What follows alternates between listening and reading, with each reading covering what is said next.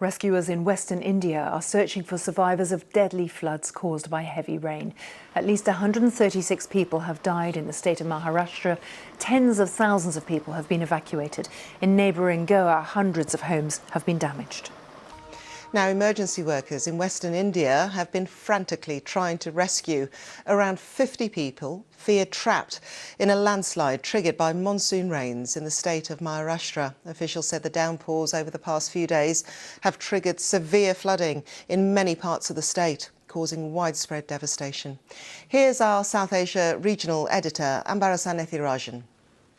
The rains have subsided briefly in the western Indian state of Maharashtra, giving the officials an opportunity to deploy more emergency teams to look for survivors in this devastating floods, which triggered landslides and flooding in many rivers across the state.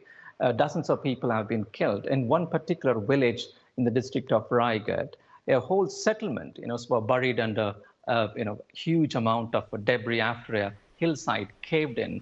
And people there were describing that within a matter of minutes, the whole settlement went under the mud.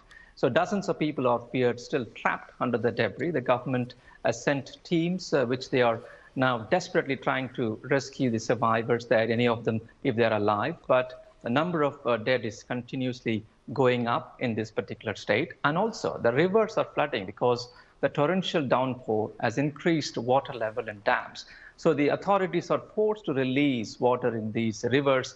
That has flooded many towns and villages. In photographs and videos on social media show how people on the entire ground floor, they've gone to the rooftops because the whole ground floor was flooded with water.